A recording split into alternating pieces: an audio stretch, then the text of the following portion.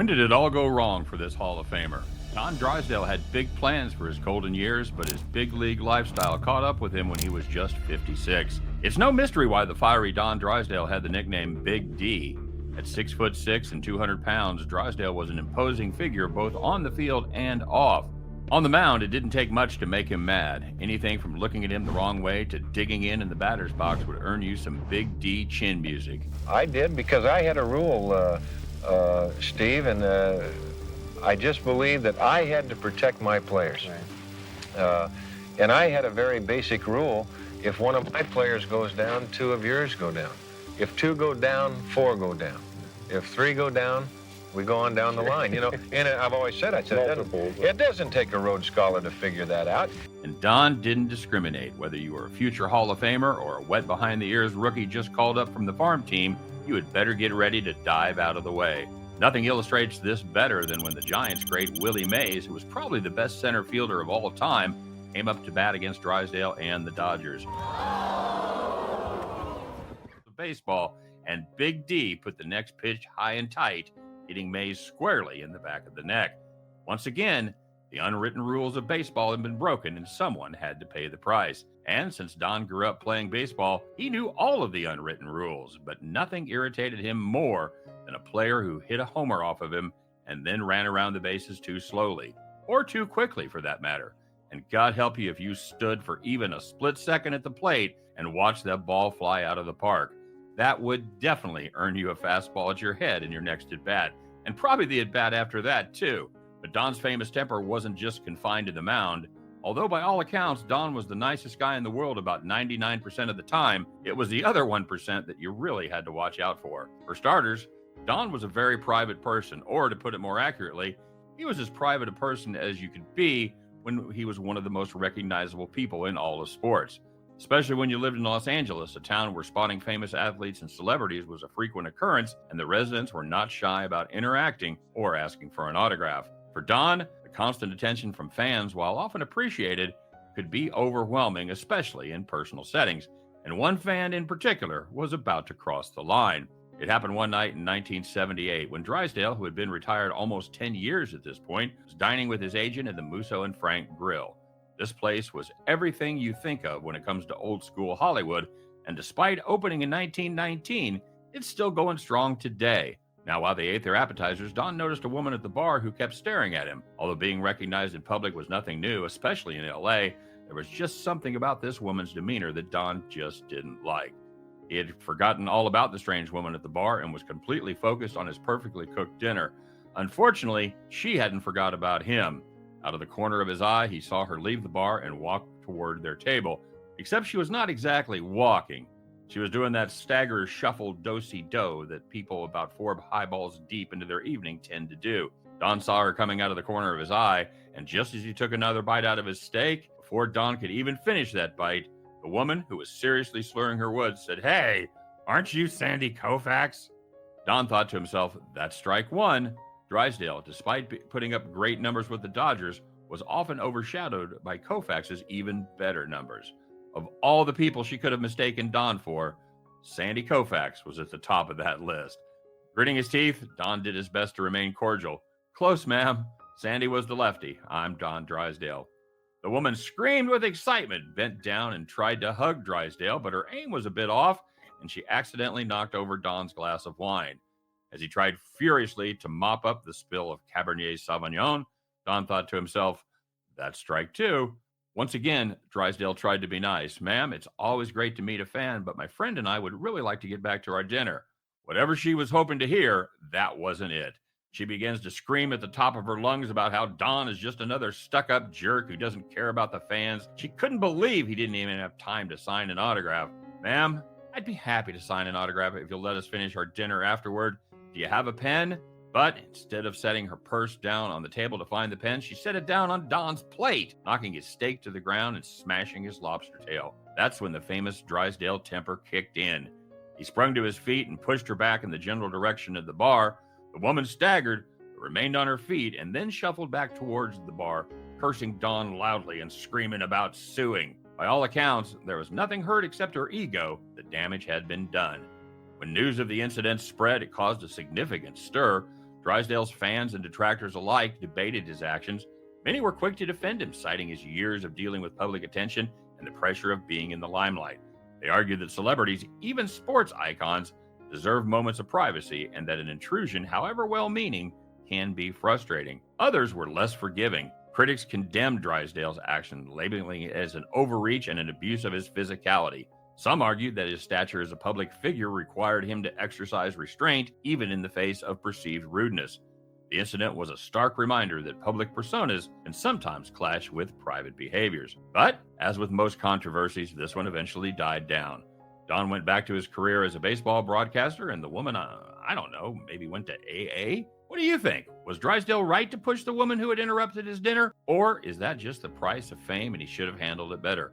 Drop a comment below and let us know your thoughts. Of course, that wasn't the only time he caused a stir during his career as a broadcaster. In 1979, while working as a broadcaster for the then California Angels, Don was involved in a couple of nasty confrontations on the team plane. He loudly stated his opinion that Angel starter Jim Barr, who had an injury that prevented him from pitching in the upcoming playoffs, wasn't really hurt. Not surprisingly, Jim Barr took offense to Drysdale's comments and let him know about it. Then, manager Jim Fergosi got involved, and the two had to be separated before they came to blows. Even though he later apologized, the tension between him and the team never really went away, and Don was soon on to greener pastures, taking a job with ABC to call the network's baseball games. But unlike almost every other ex-athlete who goes on to have a career in broadcasting, Don actually did the play-by-play and not the color analysis. And it wasn't just baseball he was calling. During his time at ABC, Drysdale not only did baseball telecasts, but also regional sports football games, as well as the Superstars and Wide World of Sports. Things were going great for Don, and in 1993, when he was just 56 years old, looking forward to another decade or two in the booth, fate had other plans. After calling a Dodgers game in Montreal on July 2nd, 1993, Don returned to his hotel room at La Center Sheridan. The next morning, as the team was boarding the bus for the stadium, they noticed that no one had seen Drysdale. That wasn't completely unheard of, and everyone expected that he had maybe overslept and would find his own way to the stadium soon. But as game time approached and he still hadn't arrived, several broadcast team members were sent back to the hotel to find out what was going on and give him a hard time for sleeping so late. But when hotel personnel went up to Drysdale's room, they discovered his body lying face down on the floor. The cause of death was ruled to be a heart attack, and the coroner's report determined that Drysdale had been dead at least 18 hours by the time he was found. One of the all-time greats was taken way too soon, and while the entire baseball nation mourned, it hit especially hard for Dodgers fans. Blue Nation was still reeling from the death of beloved catcher Roy Campanella. The scrappy backstop had also died of a heart attack, and it had come just a week before Drysdale's sudden passing. But as good as his career as a broadcaster was, let's take a look at his playing days and learn a few of the reasons Don will always be remembered and considered one of the all-time greats. Donald Scott Drysdale was born on July 23, 1936 in Van Nuys, California, to Scott and Verna Drysdale. His father was a repair supervisor for the Pacific Telephone and Telegraph Company, and his father, like so many dads whose sons ultimately played Major League Ball, had a brief career as a minor leaguer before giving up on his dream to settle down and raise a family. Don learned the game from his father at a young age and primarily played second base, his dad's old position, until his senior year in high school. After going 10-1 as a pitcher that season, two things happened. First, he was signed by the Brooklyn Dodgers for a $4,000 bonus. And secondly, even though he remained a pretty good hitter, Don would never play the field again. He was assigned to Class C Bakersfield Indians of the California League, where he posted an 8-5 win-loss record with a .346 ERA and had 73 strikeouts. He had always pitched inside, but because of his pinpoint control, he plunked just 3 batters in 112 innings. But that would soon change. His next stop was Canada, where he played for the AAA Montreal Royals of the International League. He started the season 10-2, but injured his right hand and continued to pitch with the pain. It turned out to be a broken bone, and Drysdale lost 9 games in the second half of the season to go 11-11. Pitching with a broken pitching hand? Man, those guys were just built differently back then. Now, despite his mediocre record for Montreal, Don was promoted to the big league squad in Brooklyn. It didn't really matter if he was ready or not. The Dodgers had already lost Johnny Padres to the Navy. Billy Lowe's, Don Besson, and Carl Spooner got hurt. Ready or not, here came Big D. He pitched in 25 games, making 13 appearances out of the bullpen and picking up 12 spot starts. He finished with a 5-5 record, but a sterling ERA of 2.64. He may have lucked into the opportunity because of multiple injured pitchers, but he showed enough in that year to stay with the big club. In fact, despite the fact he had just turned 20 during the season, Don never pitched in the minors again. In 1957, in what would be the Dodgers' last year in Brooklyn, Don was promoted to the rotation. He also began to get a reputation as a headhunter, especially after he ignited one of the biggest brawls in MLB history. It all started on June 13th, 1957, against the Milwaukee Braves. Big D definitely didn't have his best stuff that day, and he gave up a home run to Bill Bruton to start the game. In the second inning, Bobby Thompson doubled and came home on a double by Carl Sawatsky. That brought Bruton to the plate again, and again, he connected with a flat Drysdale fastball and, for the second time, parked it beyond the left field fence. That made the score 4-0 and brought up Johnny Logan to the plate. Now, to quote Drysdale, Logan was strutting around up there and digging in, showing me his teeth and acting like he owned the place. For Don, who wouldn't even turn 21 for another month, this was a bridge too far. He didn't care if the guy had been in the league for 20 years or 20 days. Don sent the next one straight at his head. Logan turned and tried to dive out of the way, but he was too late as the ball caught him at the base of the neck. He crumpled to the ground in a heap. Of course, because this was Major League Baseball in the 1950s, Logan got up, rubbed a little dirt on it, and jogged to first base, all the time jawing at Drysdale and Don giving it right back. Now, as Logan took his lead off of first, Don threw over to first in a pickoff attempt. Now, what happened next is still being debated to this day. When Don threw over, first baseman Gil Hodges stuck out his glove but missed the ball. Though Hodges swore to his dying day he just missed it, Braves fans swore he missed it on purpose. The throw hit Logan in the head as he dove back to first. Logan, who was definitely having a terrible day, once again got up from his second beating in about 2 minutes and charged the mound. Now, the question of why he didn't just punch Hodges, who after all was standing right there, plus he's the guy that actually missed the ball. But Logan, who at 5'11", was pretty tall for his shortstop, but still gave up 7 inches and 30 pounds to Drysdale, was determined to get his pound of flesh. Of course, this caused both benches to clear, and the players came chugging in from the bullpens to join the melee shortly after. The Donnybrook went on for several minutes with just about everybody but the hot dog vendors getting their licks in.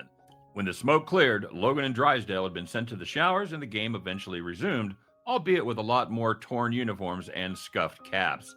In 1958, the Dodgers moved west to Los Angeles, but they seem to have left their mojo back in Brooklyn. The boys in blue finished under 500 for the first time since 1938, not counting the war year of 1944, and Big D went 12-13 with a 4.17 earned run average. Over the next 10 years, Drysdale would never again have an earned run average above 346, and he finished with a career mark of 2.95. In 1959, Drysdale led the team in wins with 17 and led the league in strikeouts with 242.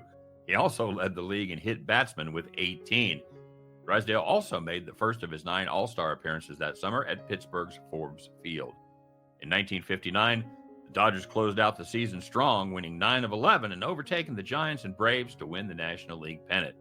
There, they met the White Sox in the World Series, and despite getting drubbed 11-0 in the first game, they were able to win 4 of the next 5 to take home the crown. Drysdale picked up a 3-1 win in the critical third game. Over the next 3 seasons, the Dodgers fell short in their bid to return to the World Series. Drysdale led the league again in strikeouts in 1960 with 246 and hit batsmen with 10.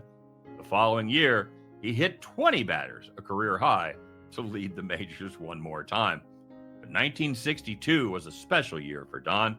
He went 25-9 with a 2.83 ERA.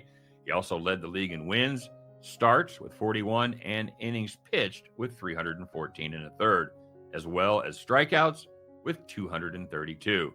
His 41 starts were the most by a Dodgers hurler since 1904, and it would also be the first of 4 straight years in which Drysdale led the National League in starts.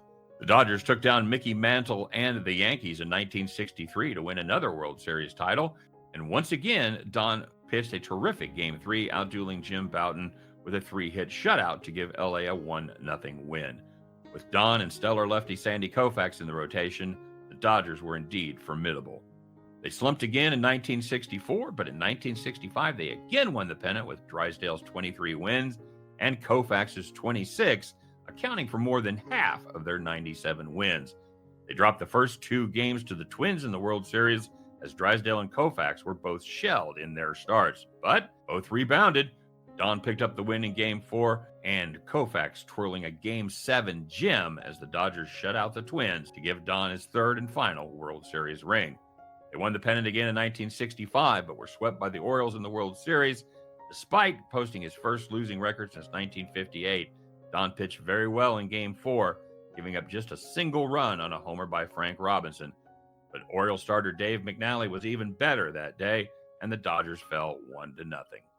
1966 saw the boys from LA struggle once again as their light-hitting team just couldn't keep up.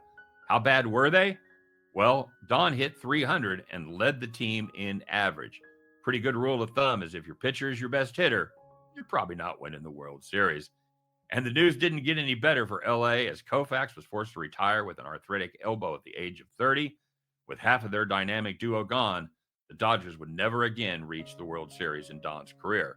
But it wasn't like he wasn't still doing his part. In fact, from May 14th to June 8th, 1968, Drysdale set a record for consecutive scoreless innings pitched. His new mark was 58 2/3 innings, breaking the record of 56 innings set by Walter Johnson in 1913. 20 years later, Drysdale was working in his first year as a broadcaster for the Dodgers. On September 28, 1988, Orel Hershiser was closing in on Drysdale's scoreless innings record. When Hershiser tied the mark pitching against San Diego, he asked to be removed from the game out of respect for Drysdale and his record. But manager Tommy Lasorda and pitching coach Ron Peronowski persuaded him to go for the record, and he set a new record, 59 scoreless innings. Hershiser pitched 10 scoreless innings in that game, as a matter of fact. When Drysdale was told that Hershiser wanted to be taken out of the game, he said, "I would have gone out there and kicked him in the rear if I'd have been there." But making 35 or more starts for 9 straight seasons ultimately took its toll. He was diagnosed with a torn rotator cuff in his shoulder, and it never got better. After making just 12 starts in 1969, Don retired after 14 years in the bigs. In those seasons, he compiled a record of 209 and 166 with an ERA of 2.95. He also struck out 2,486 batters, posted 49 shutouts, and hit 154 batters. He struck out 200 or more 6 times. He also hit 29 home runs, which is 6th all-time for pitchers. He was 3-3 in the World Series with an ERA once again of 2.95. He was a very good pitcher, although he was sometimes overshadowed by Koufax. And in 1984, his 10th year of eligibility, his greatness was finally recognized and he was elected to the Major League Baseball Hall of Fame. Thanks very much for watching, and we would really appreciate it if you would like this video and subscribe to our channel.